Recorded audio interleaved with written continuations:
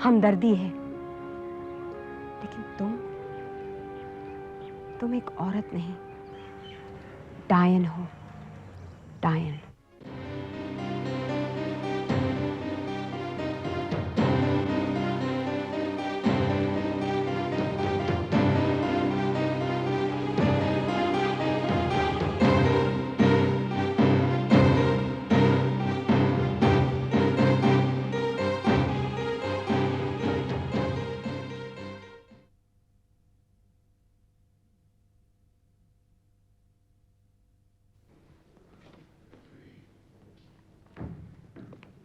ठाकुरायन। प्रगति, तुम? हाँ, मैं।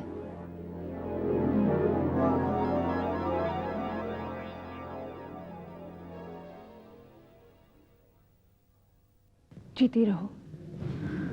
क्या मुझसे मिलने आई हो? नहीं। तो किससे मिलने आई हो?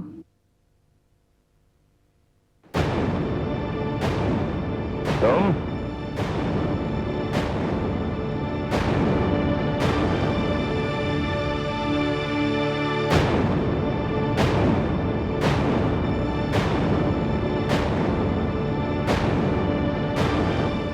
प्रगति, तुम यहाँ से वापस चली जाओ।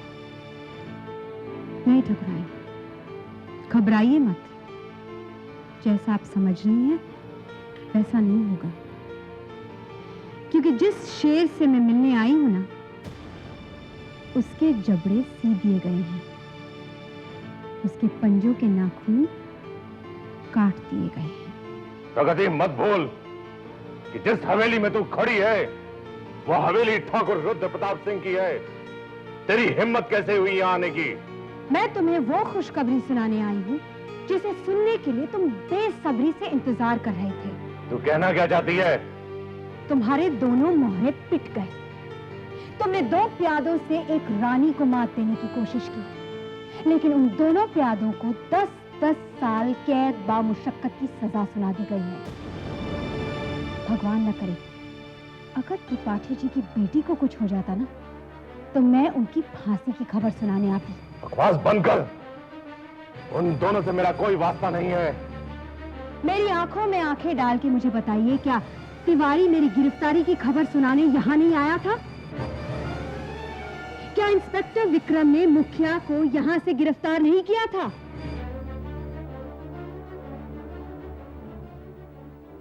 कुछ ही साल पहले की बात है।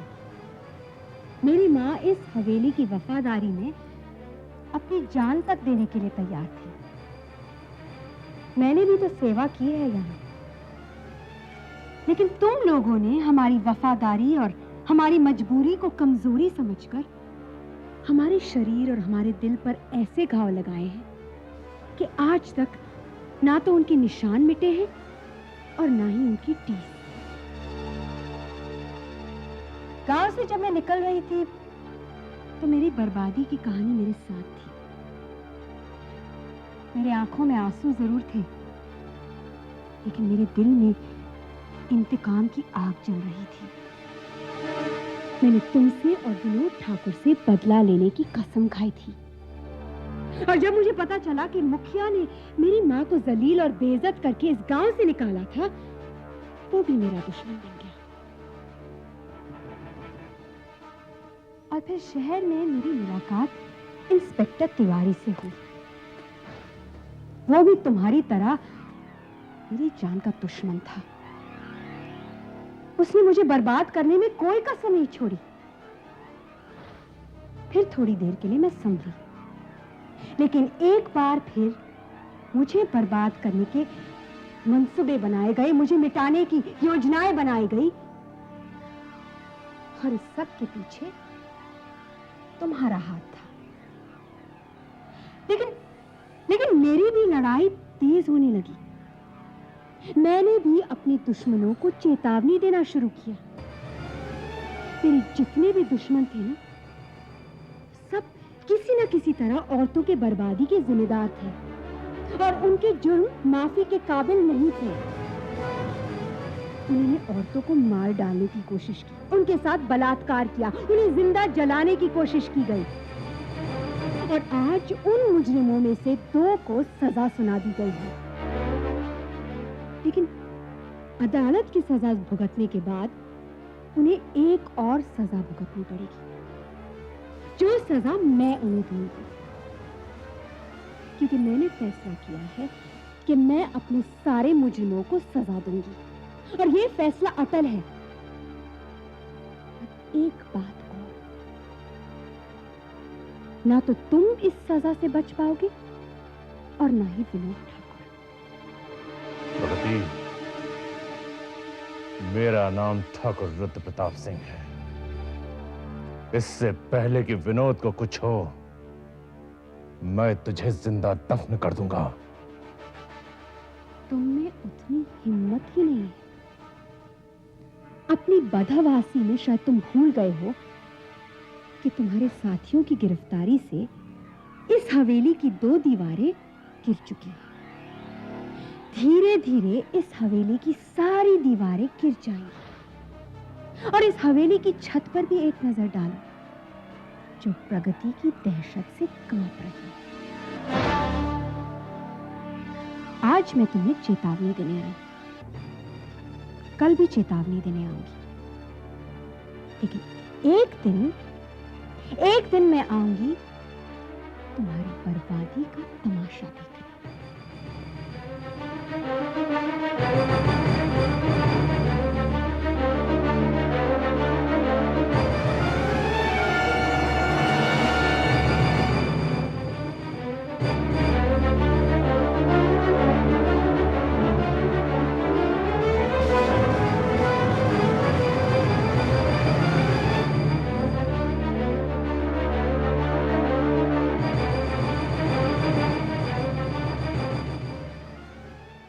ठाकुर साहब, आज आपकी गैरत को क्या हो गया? आज ठाकुर की आन बान कहां गई? एक मामूली सी लड़की आकर आपके मुंह पर इतनी बड़ी चेतावनी देकर इस हवेली से जिंदा चली गई।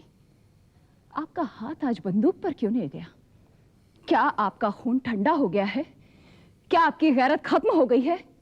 क्या आपका अहंकार सो गया है या आपके हाथ पांव ठंडे पड़ गए हैं? ठकुराइन, लगता है ये सब तुम्हारी शय पर हुआ है, इसीलिए उसकी इतनी हिम्मत पड़ी कि वो इस हवेली तक आई। ठाकुर साहब, मैं उसे क्या शह दूंगी? मैं तो इतनी बदकिस्मत हूं कि मैं उस मजलूम का साथ भी तक ना दे सकी। आपकी खामोशी चीख चीख कर कह रही है कि आप जुर्म से घबरा गए हैं, डर गए हैं और प्रगति का खौफ आपके दिल में बैठ गया है। उसका सबूत है आपकी खामोशी। जब गुनहगार जुर्म करता है तो अपने गुनाहों की सजा पाता है या अपने गुनाहों का प्रायश्चित कर लेता है, मगर आप अपने गुनाहों का प्रायश्चित नहीं करेंगे। उसकी सजा आपको मिलेगी और आपके बेटे को।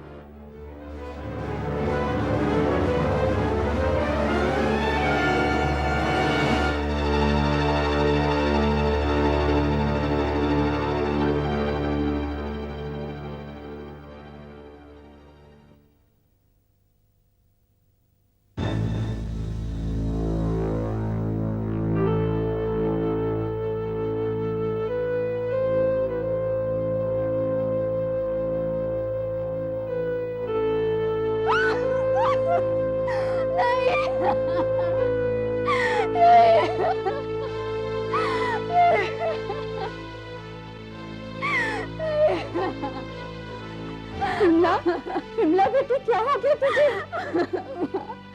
मुझे जीने का कोई हक नहीं है। जाने दो मुझे माँ। नहीं बेटी, कैसी बात कर रही है तू? तुझे जीना है, हम सबके लिए, हम सबकी जिंदगी है तो। ऐसे जीऊंगी मैं, ऐसे बदसूरत चेहरा लेके, ऐसा जला हुआ चेहरा लेके। माँ, जब आईने में देखती हूँ तो खुद डर जाती हूँ। जिंदगी एक ख्वाब बन चुकी है माँ, मुझे एक डर सा लगने लगी है। नहीं माँ, जब लोग मुझे देखेंगे तो डर जाएंगे माँ। नहीं बेटी, नहीं बेटी, तुझे देखकर कोई नहीं डरेगा। तुझे हमारे लिए जीना है, हमारी जिंदगी है, तुझे दुनिया से क्या लेना देना बेटा? नहीं जीना चाहती माँ। बिमला, ये क्या कह रही है तू? देख मैं कैसी बहकी बहकी बातें कर रही है। तू ही समझा ना इसे। इसे समझाने ही तो आई हूँ मैं। देख बिमला, इस तरह हताश नहीं होते। लेकिन प्रगति, अब मेरी ये जिंदगी किसी काम की नहीं रही है। जिंदगी अपने लिए नहीं होती, जिंदगी तो वो है जो दूसरों के काम आए। लेकिन अब मैं बदसूरत चेहरा कैसे छुपाऊंगी, कैसे जीऊंगी मैं? बिमला, चेहरे की बदसूरती तो कुछ नहीं है। जो देखा जाता है वो दिल है, विचार है। जब खुद का ही चेहरा दुश्मन बन जाए तो इस जीने का क्या फायदा है? बोलो। बिमला, अगर तू अपनी जिंदगी खत्म कर देगी ना तो ये तेरी हार होगी, लेकिन इससे ज्यादा हमारे दुश्मनों की जीत होगी। तूने देखा नहीं, जिन लोगों ने तेरे साथ ये किया, कानून ने, समाज ने, दुनिया ने उन्हें माफ नहीं किया। वो सजा भुगत रहे हैं और अदालत की सजा भुगतने के बाद उन्हें कुदरत की सजा भुगतनी पड़ेगी। लेकिन प्रगति, जिन्होंने मुझे तकलीफ दी, मुझ पर अन्याय किया, मुझे जलाया, मुझे बदसूरत बनाया है, अब मैं उनके सामने जाने के काबिल नहीं रही हूँ प्रगति।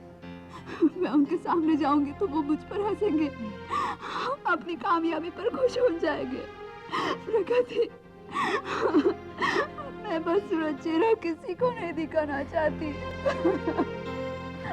बिल्कुल गलत कह रही हो तुम। सफर भाई, आप? हाँ, मैं बिमला से ही मिलने आया हूँ। जफर ऑफिस आया था, मैं इसे साथ लेते आया। अब कैसी हो बिमला? सफर भाई, आपने सुना बिमला अभी अभी क्या कह रही थी? इसके कहने से क्या होता है? इससे अभी बहुत जीना है। नहीं डॉक्टर साहब, मुझे नहीं जीना। बिमला, अगर तुम ऐसा करोगी तो मेरे उस वादे का क्या होगा जो मैंने सबके सामने किया था? कौन सा वादा? बिमला, तुम नहीं जानती, जब मैं तुम्हें हॉस्पिटल लेकर गया तो वहाँ डॉक्टर स्मिता ने मुझे बताया कि तुम्हारे बचने के चांसेस तो हैं, लेकिन तुम्हारा चेहरा इतनी बुरी तरह से जल चुका है कि पहचानना भी मुश्किल है। और तभी मैंने वादा किया था कि मैं प्लास्टिक सर्जरी से तुम्हें एक नया चेहरा दूंगा और एक ऐसा खूबसूरत चेहरा दूंगा जो तुम्हारे पुराने चेहरे से कहीं ज्यादा खूबसूरत होगा। और ये मेरा दावा है, जब तुम अपना नया चेहरा देखोगी तो तुम्हें अपनी खूबसूरती पर नाज होगा। देख लेना। मगर डॉक्टर जफर, हम इतने पैसे लाएंगे कहाँ से? त्रिपाठी जी, जब मैंने वादा किया था तो क्या मैंने रुपए पैसे का जिक्र किया था? मगर वो त्रिपाठी जी, बिमला का इलाज तो मैं करूंगा, चाहे उसके लिए मुझे कुछ भी करना पड़े। हाँ, अगर मैं अपने मकसद में कामयाब हो गया तो अपनी फीस भी जरूर लूंगा। भाई, अगर घोड़ा घास से यारी कर ले तो आखिर खाएगा क्या? जफर भाई, आप बिमला का इलाज कीजिए, जितनी भी फीस होगी मैं भरूंगी। शुक्रिया प्रगति, बहुत बहुत शुक्रिया। मैं तुम्हारी बातों में आने वाला नहीं, फीस तो मैं बिमला से ही लूंगा। लेकिन मुझ बदनसीब के पास क्या है आपको देने के लिए? तुम मुझे वो दे सकती हो जो बहुत कम खुशनसीब लोगों को मिलता है। मेरी फीस होगी 1 राखी। क्या? 1 राखी इस भाई की कलाई पे बांध देना, इस भाई की सारी फीस मिल जाएगी।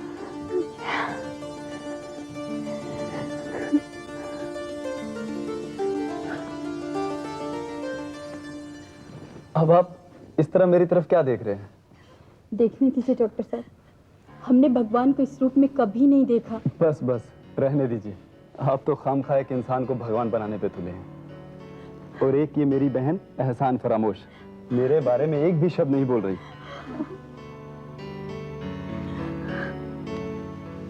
अरे पगली, अब तो कह दे भैया। भैया,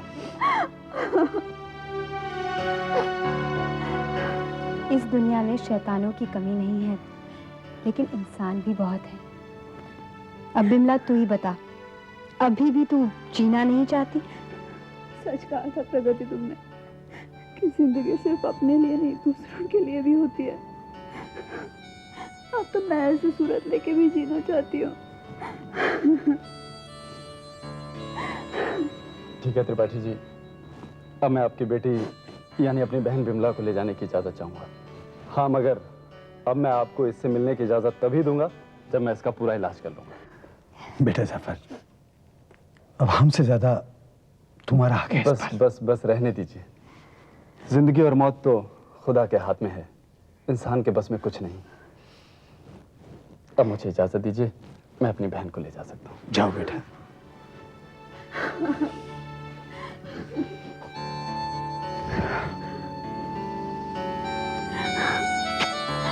जाओ बेटी, भगवान तुम्हारी रक्षा करे।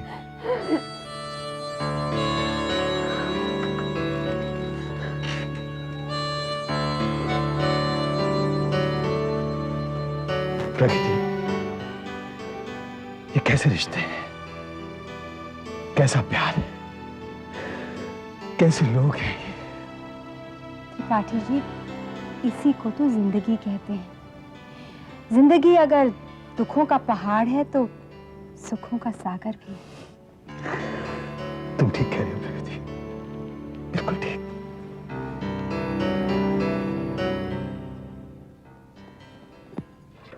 देखिए अम्मी जान, कौन आया है मेरे साथ। जफर बेटे, ये कौन है? अम्मी जान, आप हमेशा कहती थी ना कि अल्लाह ने आपको सिर्फ 2 बेटे दिए, बेटी नहीं दी। और सच कहूं तो मेरे दिल में भी बड़ा अरमान था बहन का, और आखिर अल्लाह ने हमारी सुन ली, मुझे बहन और आपको बेटी दे दी। बेटी, क्या नाम है तुम्हारा? मेरा नाम बिमला है। बिमला? ये वही बच्ची तो नहीं जिसे तुम अस्पताल लेकर गए थे? हाँ अम्मी, ये वही है। कैसी फूल जैसी बच्ची के साथ जालिमों ने ये जुल्म किया है। क्या उन दरिंदों को अल्लाह का खौफ नहीं था? क्या इंसानियत मर गई थी उन लोगों की? वाकई मर गई थी उनकी इंसानियत। अरे सब के सब जानवर बन गए थे। मगर ताज्जुब तो ये है कि इस पे जुल्म ढाने वालों में सिर्फ मर्द ही नहीं, एक औरत भी थी। कहने को तो वो इसकी सास थी, मगर वो भी तो किसी की मां होगी। बड़े ताज्जुब की बात है कि मर्द जानवर बन गए थे तो कम से कम औरत तो उन्हें रोक सकती थी। बुराई का ताल्लुक सिर्फ मर्दों के साथ नहीं होता। हमारे समाज में औरतें ये तो कहती हैं कि मर्द उन पर जुल्म करते हैं, उनके साथ जानवरों जैसा बर्ताव करते हैं। मगर ऐसे जालिम मर्दों का साथ देने वाली औरतों की भी कोई कमी नहीं है हमारे समाज में। ऐसे मर्दों से तो वो औरत बदतर है जो औरत होकर भी औरत का दुख दर्द नहीं समझ सकती।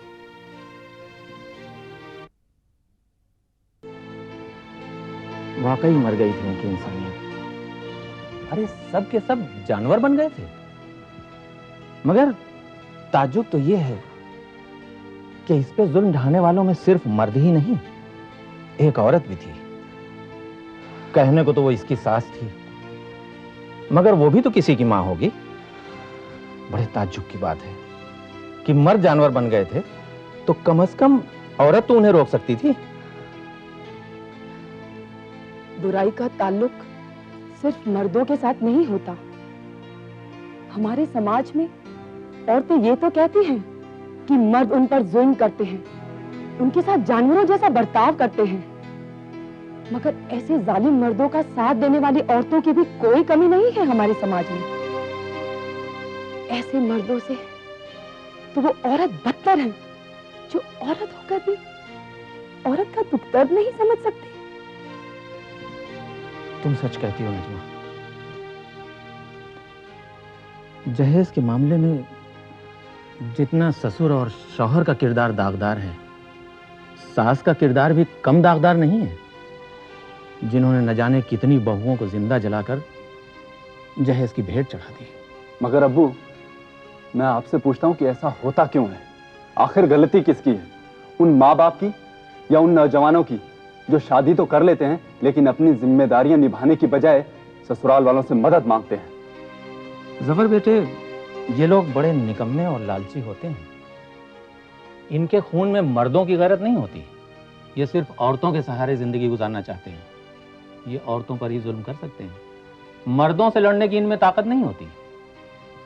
दूसरे लफ्जों में ये कह सकते हो कि जहेज के लालची असल में ज़नख़े होते हैं। इनका तो नाम भी अपनी जबान पर लाना, अपनी जबान को गंदा करना है। अरे ये तो समाज के वो कोड़ हैं, वो गंदगी हैं, वो बदबू हैं जिसे दुनिया से निकाल कर फेंक देना चाहिए। जफर बेटे, मैं एक औरत हूँ, एक माँ हूँ।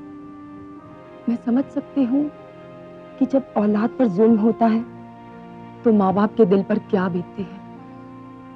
बेटा, तू एक डॉक्टर है। अभी तेरा फर्ज बनता है कि खुदा ने तुझे जो हुनर दिया है, जो फन दिया है, उससे तू इसके बदसूरत चेहरे पर खूबसूरती बख्श सकता है।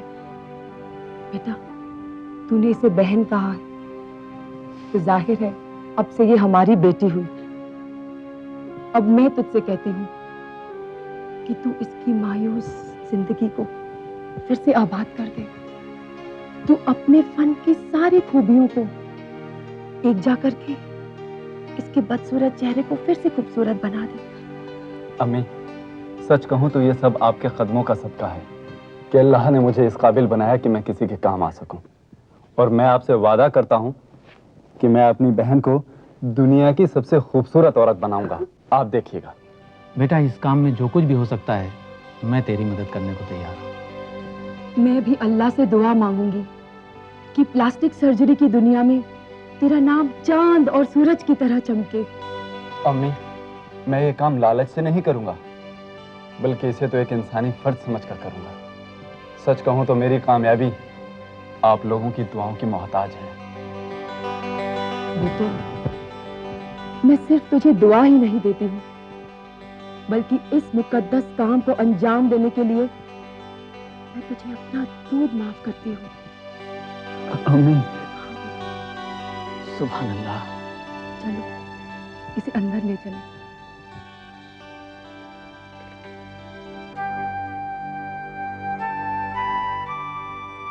है परवरदिगार, मैं तेरी बारगाह में हाथ उठाकर दुआ करता हूँ कि तू इसी तरह अपने बंदों के दिल में कुर्बानी और मोहब्बत के जज्बात पैदा कर दे। उन्हें बता दे कि तेरी इबादत उन पे फर्ज तो है ही, लेकिन बंदों की मदद करना सबसे बड़ी इबादत है परवरदिगार, सबसे बड़ी इबादत है।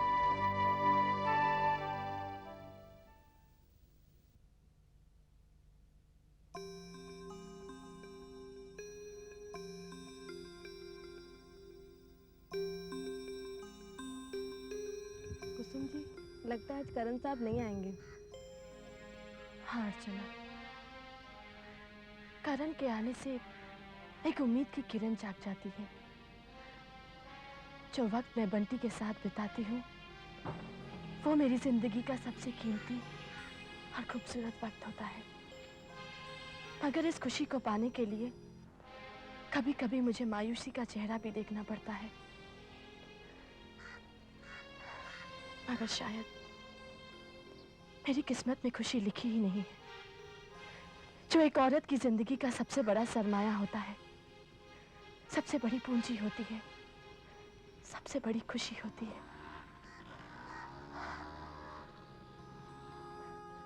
वापस चलो। करण,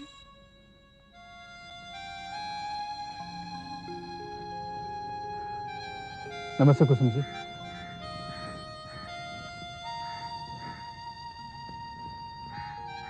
क्या देख रही हैं आप? तुम अकेले आए हो? जी हाँ। बंटी की तबीयत तो ठीक है? बंटी की तबीयत तो बिल्कुल ठीक है। यूँ समझ लीजिए कि आजकल शरारत बहुत करने लगा, बहुत परेशान करने लगा। तुम लोग इससे परेशान हो? देखा जाए तो एक तरह से परेशान तो हैं। तो ये सारी परेशानियां मुझे दे दो करण, मैं उसे खिलाऊंगी। अगर वो जिद भी करेगा तो मैं उसे मना लूंगी। नहीं कुसुम जी, उस पर तो आपका पूरा हक है।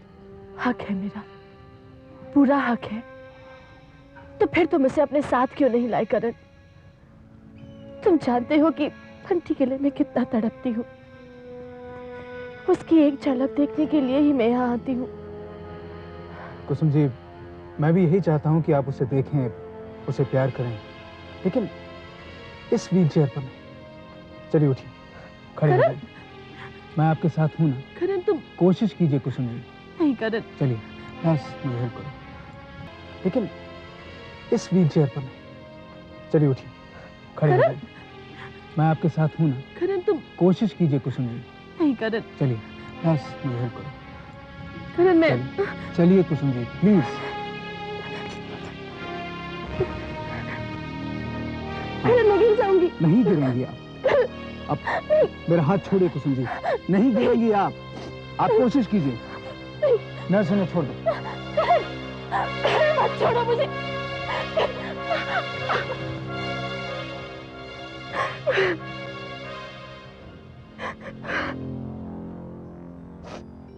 करण, ये तुम कैसा इम्तिहान ले रहे हो? देखिए कुसुम जी, अगर आप बंटी से मिलना चाहती हैं तो आपको अपने पैरों पर खड़ा होना ही पड़ेगा। करण, अभी तो मैं खड़ी हुई थी, मुझे बंटी से मिला दो। नहीं कुसुम जी, अब बंटी यहाँ पर नहीं आएगा। क्या? बंटी यहाँ क्यों नहीं आएगा? क्योंकि मैं नहीं चाहता।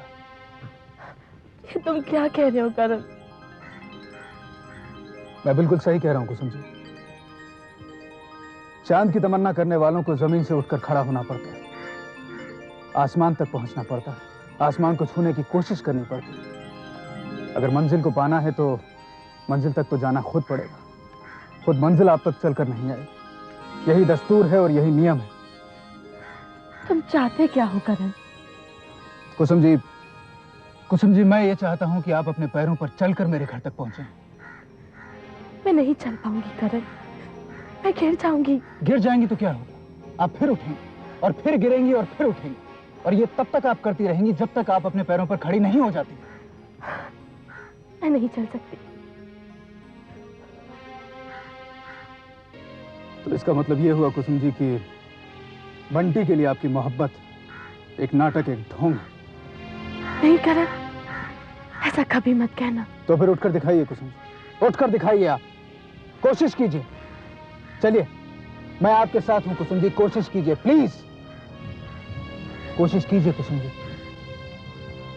चलिए सिर्फ एक कदम कोशिश कीजिए कुसुम जी। चलिए सिर्फ थोड़ा सा और। मैं आपके साथ हूं कुसुम जी। चलिए बस इन्हें छोड़ दो। चलिए कुसुम जी, आप बिना सहारे के चलेंगे। उठने की कोशिश करो कुसुम। मैं नहीं उठ पा रही हूँ करण। अगर तुम बंटी से मिलना चाहती हो तो तुम्हें उठना ही पड़ेगा। आज नहीं तो कल तुम्हें उठना पड़ेगा कुसुम, तुम्हें उठना पड़ेगा।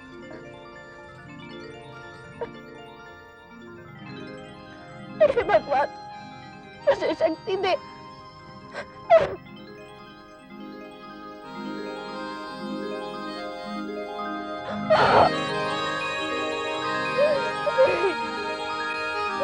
नहीं उठ पा रही हूँ करण, नहीं उठ पा रही हूँ।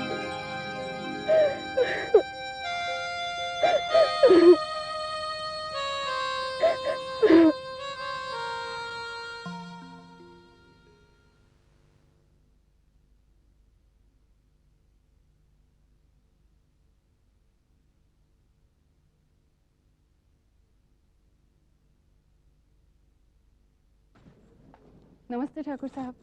नमस्ते बहन जी। बैठिए।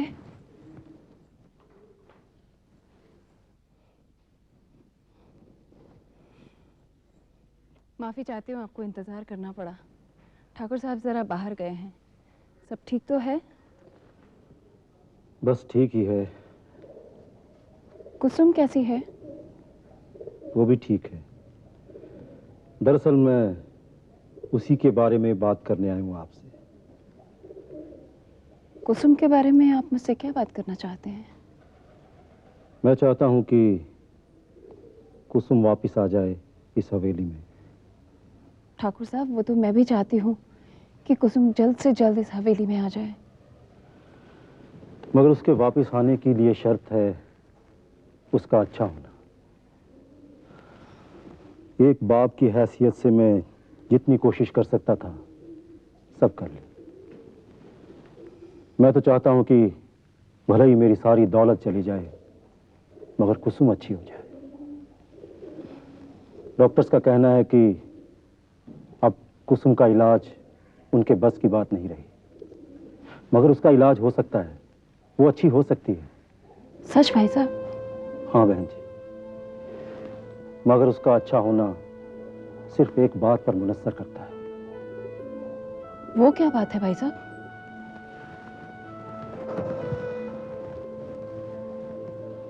बहन जी, अगर कुसुम को कोई ठीक कर सकता है तो वो है करण और अमिता का बच्चा।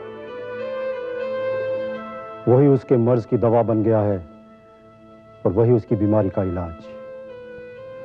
यही दवा अगर कुसुम की जिंदगी आबाद कर सकती है तो यही दवा कुसुम की जिंदगी बर्बाद भी कर सकती है। और यही दवा हम सब के लिए एक जहर की शक्ल भी इख्तियार कर सकती है, जिसमें कई जिंदगियां, कई रिश्ते मौत की भेंट चढ़ सकते हैं और कई रिश्ते अर्थियों में बदल सकते हैं। ये क्या कह रहे हैं आप ठाकुर साहब? मैंने जो कुछ भी आपसे कहा है वो सच है। मैं एक बहुत ही खुले दिल का इंसान हूं। मैं अच्छे से समझ सकता हूं अपनी बेटी के जज्बात को, उसकी दिमागी हालत को। अपना बच्चा खोने के बाद एक माँ के दिल पर क्या बीतती है वो मैं अच्छे से समझ सकता हूं। और आज उसकी मायूस और उदास जिंदगी को जो खुशी मिल रही है वो खुशी भी मैं उसे छीनना नहीं चाहता। और वो खुशी है एक बच्चा जिसकी वजह से उसे जिंदगी में फिर से जीने की उमंग पैदा हो रही है। आज वो बच्चा उसकी जिंदगी बन गया है, मगर कुसुम और उस बच्चे के बीच एक दीवार खड़ी है। कुसुम उस दीवार को लांघकर उस तक पहुंचना चाहती है। भाई साहब, आप क्या कहना चाह रहे हैं? मैं कुछ समझ नहीं पाई। अगर मैं साफ साफ लफ्जों में कहूं तो उस बच्चे और कुसुम के बीच करण खड़ा है। करण?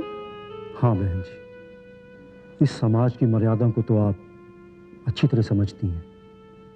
ये समाज जो देखता है वैसे ही रिएक्ट करता है,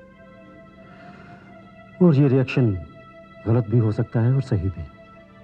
किसी का मुंह तो बंद नहीं किया जा सकता ना।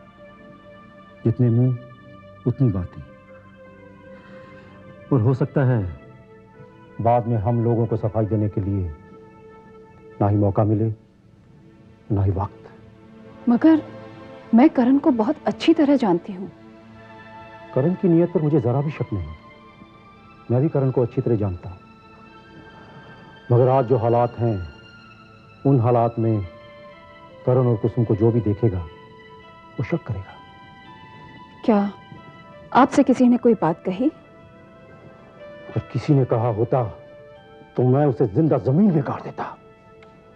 मगर अफसोस ये बात कहने वाला कोई और नहीं, खुद करण का जन्मदाता, मेरा दोस्त। ठाकुर साहब ने ये बात कही? हाँ, उस वक्त तो मैंने इस बात को टाल दिया था, मगर आज जो हालात हैं उन हालात को देखते हुए शायद मुझे भी अपनी राय बदलनी पड़ेगी। और ये बात ना तो कुसुम के लिए अच्छी है, ना मेरे हक में है, ना ही इस हवेली के हक में। इसका मतलब है वो बच्चा, और इसकी वजह भी है वो बच्चा। हाँ, इस बारे में मैंने डॉक्टर शकुंतला से भी बात की थी। उसने भी मुझे यही राय दी है कि ऐसे हालात में कुसुम से बच्चा छीनने का मतलब है उसकी जिंदगी से खिलवाड़ करना। मैं बड़ी उम्मीद लेकर आपके पास आया हूं कि इस काम में आप ही मेरी मदद कर सकती हैं। बताइए, मैं आपकी क्या मदद कर सकती हूँ? ये हमारे खानदानों की इज्जत का सवाल है। हमारी इज्जत का सवाल है। आप कुछ ऐसा तो कर सकती हैं कि बच्चा तो कुसुम के पास रहे मगर करण उससे दूर हो जाए। मैं बड़ी उम्मीद लेकर आया हूं आपके पास। भाई साहब, आपने जो सवाल मेरे सामने रखा है उसका जवाब बहुत मुश्किल है। अगर वो बच्चा कुसुम का भविष्य है तो वही बच्चा करण की जिंदगी भी है। अगर कुसुम अपने मरे हुए बच्चे को नहीं भूल सकती तो करण अपने जिंदा बच्चे को कैसे भूल सकता है? मैं जानती हूं कि ये बच्चा दोनों के लिए बहुत जरूरी है, मगर इन दोनों का साथ में रहना ना तो हमारे लिए ठीक होगा और ना ही उनके लिए। भाई साहब, मुझे थोड़ा वक्त दीजिए। मैं सोचकर ये फैसला दे सकूं कि कुसुम का भविष्य अहम है या करण की जिंदगी। अच्छा बहन जी, मैं चलता हूं, मगर ये काम जितना जल्द हो जाए उतना ही अच्छा है। कहीं ऐसा ना हो कि वक्त हमारे हाथ से निकल जाए और हम सब मुंह देखते रह जाएं।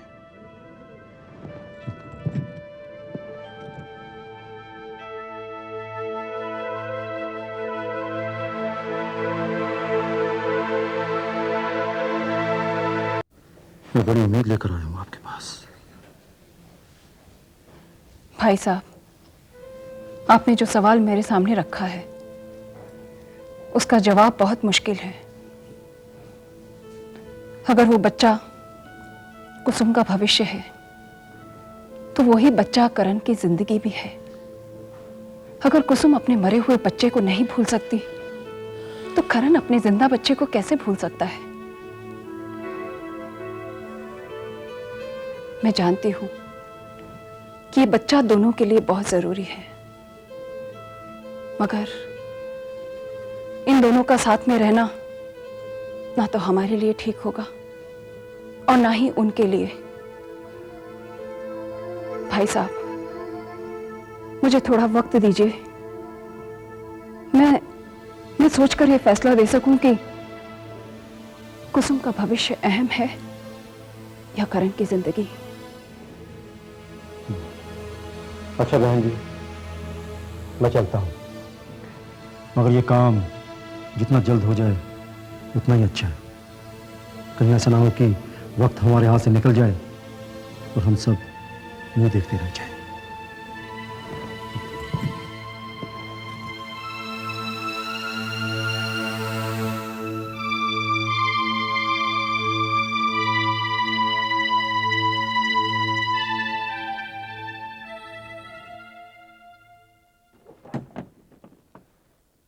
अरे आ गए बेटे, क्या बात है, कुछ परेशान लग रहे हो?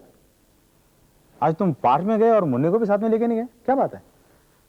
बाबूजी, मैं सोच रहा था कि जिस मुन्ने को देखने के लिए, उसे अपनी गोद में उठाकर खिलाने के लिए कुसुम के दिल में जो ममता उमड़ रही है, मैं सोच रहा था कि उसी ममता को मैं कुसुम के ही इलाज के लिए इस्तेमाल करूं, उसी के फायदे के लिए।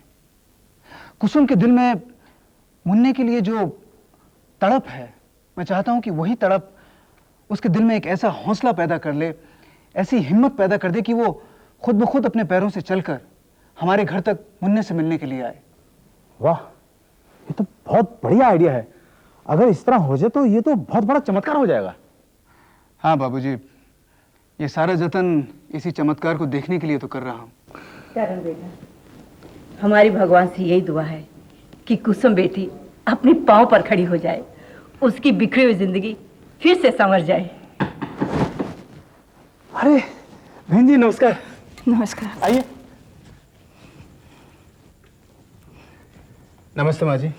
जीते रहो। नमस्ते बहन जी। नमस्ते जी। बहन जी, लगता है आप तो हमारे घर का रास्ता ही भूल गई हैं।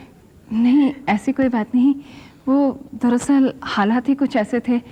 और आप लोग सब कैसे हैं? अब अंजलि, मैं जरा चलता हूँ। अच्छा जी। अरे भाई साहब, मैं आई हूँ और आप चल दिए। नहीं, कुछ काम ही ऐसा है, पेंशन लेनी है ना। अच्छा, मैं फिर नहीं रोकूंगी आपको। अच्छा, नमस्ते। नमस्ते जी। करुण बेटा, तुम बहन जी से बात करो, मैं चाय लेके आती हूँ।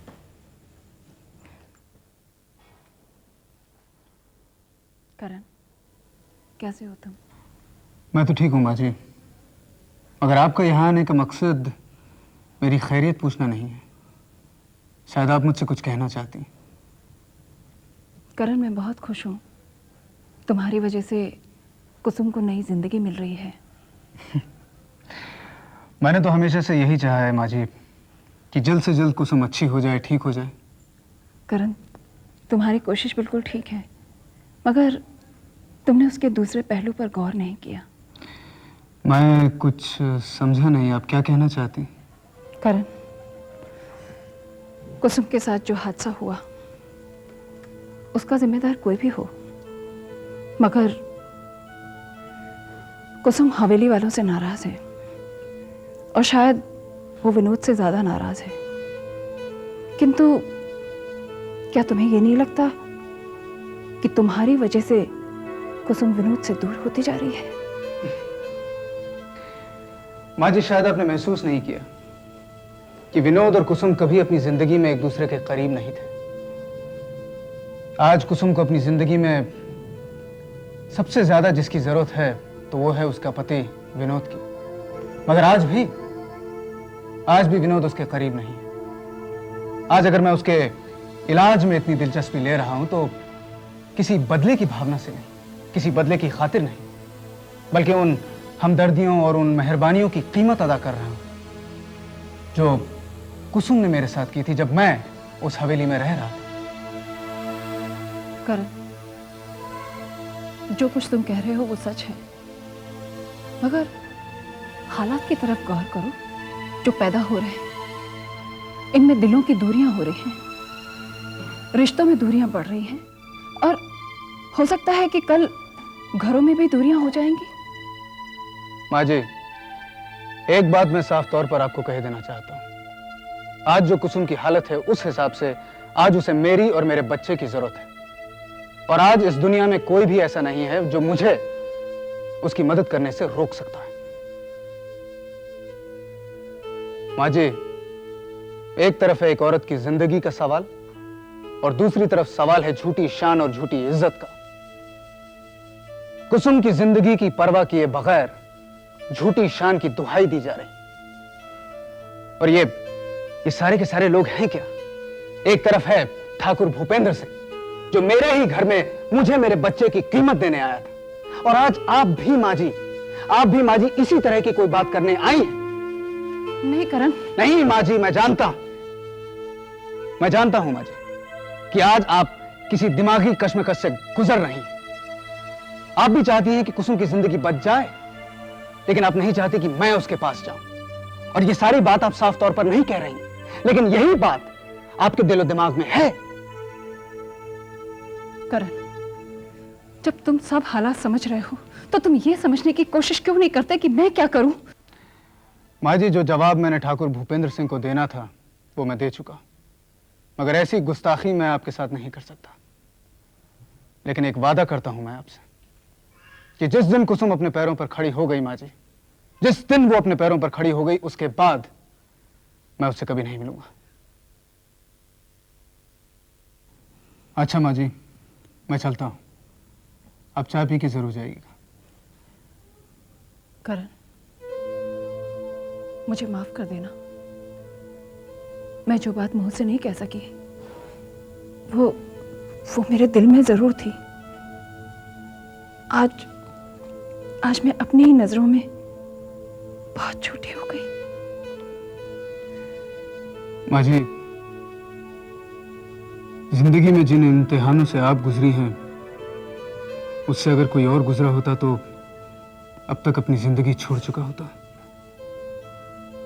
अगर इस दुनिया में मैं किसी की इज्जत करता हूं तो वो सिर्फ आप हैं। हाँ माँ जी, मगर एक बात और, इस दुनिया में हर इंसान को सच बोलने का हक है।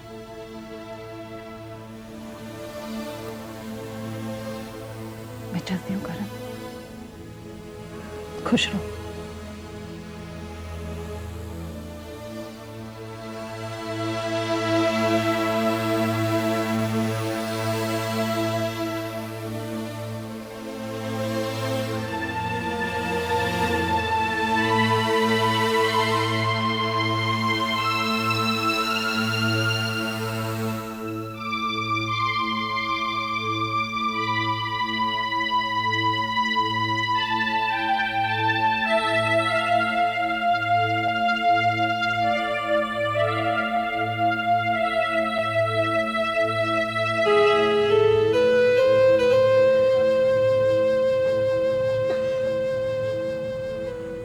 बहन जी, आपने मुझे यहाँ क्यों बुलवाया? बात ही ऐसी है, जो कुछ मैं आपसे कहना चाहती हूँ वो ना हमारे घर हो सकती थी ना आपके घर। ऐसी क्या खास बात है? वो बात हमारे और हमारे बच्चों के लिए है। कहिए। देखिए, मैं जो कुछ आपसे कहने जा रही हूँ उसे गौर से सुनिएगा। मुझ पर एक बहुत बड़ी जिम्मेदारी का बोझ आ गया है और उस जिम्मेदारी में हमारे रिश्ते भी शामिल हैं। हमारा और आपका जो रिश्ता है बहुत नाजुक है। यदि मैं कुछ कहूँ तो मैं डरती हूँ कि हमारे रिश्तों की मर्यादा ना तोड़ दूँ। बहन जी, मैं आपको अच्छी तरह जानती हूँ। आप जो भी करेंगी सही करेंगी। वो तो ठीक है, परंतु सच हमेशा कड़वा होता है। फिर भी मैं कड़वा सच सुनना चाहूंगी। एक अजीब सी उलझन है दिलो दिमाग पर। वैसे कोई ढकी छुपी बात नहीं, मगर हम सभी परेशान हैं उस उलझन से। कुसुम मेरी बहू है, मगर मैंने कभी उसे अपनी बहू नहीं समझा। मैंने हमेशा उसे अपनी बेटी ही समझा है। फिर भी मैं एक सास हूं। अगर मैं उसे कुछ समझाऊं तो अपनी खुदगर्जी का पहलू सामने आएगा, किंतु आप उसकी मां हैं। जिस बात को खुलकर आप उसे समझा सकती हैं उसे मैं नहीं समझा सकती। इसीलिए मुझे आपकी मदद चाहिए। बहन जी, जो बात आप कुसुम से नहीं कह सकती वो बात आप मुझसे खुलकर कह सकती हैं। इसीलिए तो मैं आपके पास आई हूँ। कुसुम के साथ जो कुछ भी हुआ उसका जिम्मेदार कौन है ये आप भी जानती हैं और मैं भी जानती हूँ। विनोद से कुसुम की नाराजगी और उसका हवेली वापस ना आने का फैसला अपनी जगह ठीक है, और उसकी नाराजगी भी अपनी जगह ठीक है। इतना सब कुछ खोने और इतना सब कुछ होने के बाद ये तो स्वाभाविक ही है, मगर उसकी नाराजगी हमारे और आपके लिए इतनी चिंता की बात नहीं जितनी चिंता की बात है उसका करण से मिलना। बहन जी, मैं मानती हूँ अपना बच्चा खो जाने के बाद कुसुम जिस दौर से गुजरी है वो शायद उससे कभी वापस ना आ पाती। अगर उसे वो बच्चा ना मिलता, सचमुच उस बच्चे ने उसे नई जिंदगी दी है। अगर करण से कुसुम का मिलना लोग जिस नजर से देख रहे हैं उसका असर कुसुम की जिंदगी पर भी पड़ सकता है और विनोद की जिंदगी पर भी, और उसी का असर हमारे घरों को तबाह भी कर देगा और बर्बाद भी कर सकता है। बहन जी, कुसुम बच्ची नहीं है। उसके साथ जो हादसा हुआ है उसने उसका बच्चा ही नहीं छीना, उसे अपाहिज भी बना दिया है। इस सदमे से वो पागल हो जाती या मर ही जाती अगर उसे करण का बच्चा ना मिल जाता। अब करण से तो उसका बच्चा छीना नहीं जा सकता। मैं माँ हूं, मैं कुसुम से ये कैसे कह दूं कि वो उस बच्चे से ना मिला करे? ऐसा कहना तो कुसुम को जीते जी मार ही देना है। अब आप ही बताइए बहन जी, आप मुझसे क्या चाहती हैं? उसे सिर्फ इतना ही समझाना होगा कि करण की वजह से जो गलतफहमी और शुभा लोगों के दिल में हो रहा है, उससे बचना होगा। मैं एक माँ हूँ। मैं उसे अच्छी तरह जानती हूँ कि अगर उसकी तबीयत में खामोशी है, सहन शक्ति है, तो वो बेहद जिद्दी भी है। इन हालात में अगर वो कोई अपनी जिंदगी का फैसला कर लेती है तो उसे रोक पाना किसी के लिए भी नामुमकिन है।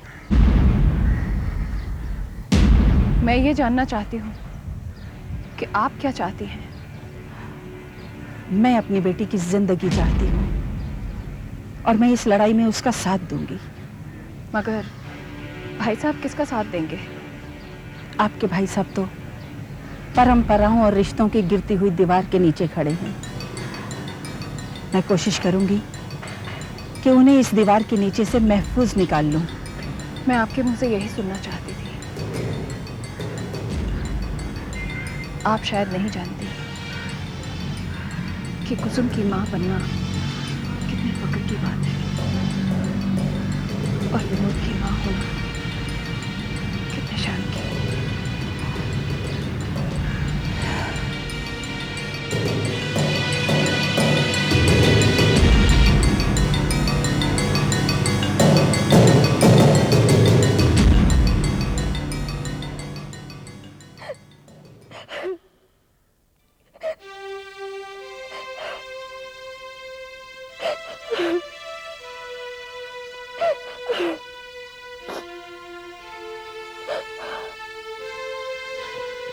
आखिर आप लोग चाहते क्या है? बेटी, बेटी हम तुम्हारी खुशियां चाहते हैं। आप मेरी नहीं, अपनी खुशियां चाहते हैं। ये तू क्या कह रही है बेटी? आप मुझसे प्यार करते हैं, मेरी खुशी चाहते हैं, मगर ये प्यार और खुशी तो रस्म रिवाजों की पाबंद है। बेटी यहाँ तेरी खुशियों पर कोई पाबंदी नहीं और ना ही हमारे प्यार में कोई स्वार्थ है। तो फिर आप मेरी एक बात का जवाब दीजिए। जब आपने मेरी शादी की तब आप ये नहीं जानते थे कि वो कैसे लोग हैं? आपने वो सब नहीं देखा, आपने मेरी खुशी नहीं देखी। आपने बस देखा तो उनकी हवेली, उनकी शान। आपने ये नहीं देखा कि किस तरह आपकी बेटी अपने जज्बात को मारकर वहां जिंदा रही। डैडी, मुझे बड़ा घर तो मिला, लेकिन पत्नी का अधिकार कभी नहीं मिला। क्या आप नहीं जानते थे कि विनोद ठाकुर किस किस्म का आदमी है? जो कुछ भी वहां मेरे साथ हुआ, मैं सहती रही, खामोश रही, और आपने मेरी खामोशी को मेरी खुशी समझा। डैडी, एक हादसा हुआ मेरी जिंदगी में जिसने मुझसे मेरी सारी खुशियां छीन ली। मां बनकर भी मेरी गोद सुनी रही। मेरी बदनसीबी ने मुझे अपाहिज बना दिया। जिंदगी मेरे लिए एक अज़ाब बन गई।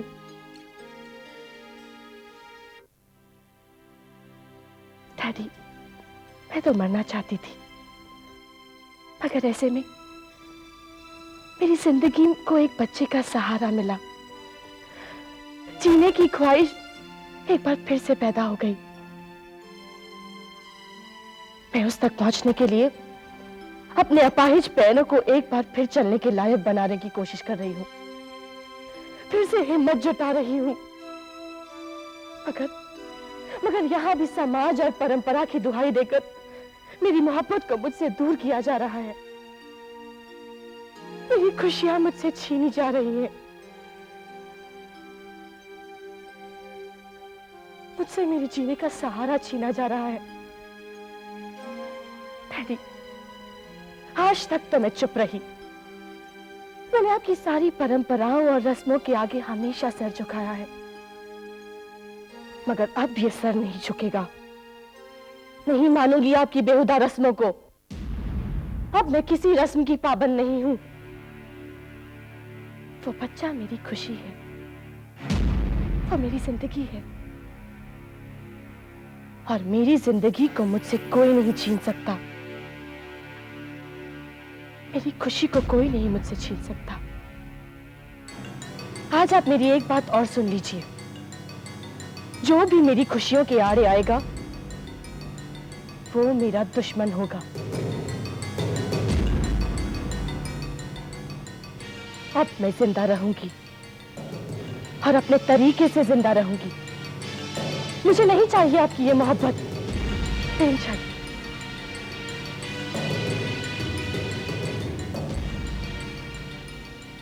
नहीं बेटी, कोई नहीं छीन सकता तुझसे तेरी खुशियां, कोई नहीं छीन सकता तुझसे तेरी जिंदगी। जिन परंपराओं ने आज तक हमें जबान खोलने की आजादी नहीं दी, तू तोड़ दे उन परंपराओं को, तू तोड़ दे उन रिश्तों को जो झूठी मोहब्बत के नाम पर औरत का गला घोंटते हैं, उसकी जिंदगी को नरक बना देते हैं। बेटी, अब वही होगा जो तू चाहेगी। हाँ बेटी, इस लड़ाई में मैं तुम्हारे साथ हूं।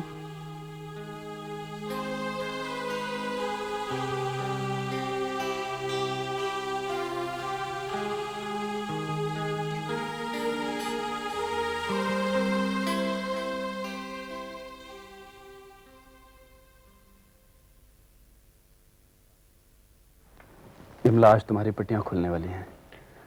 ये समझ लो कि एक रात से पर्दा उठने वाला है और मेरी तमाम कोशिशों का इम्तिहान भी है।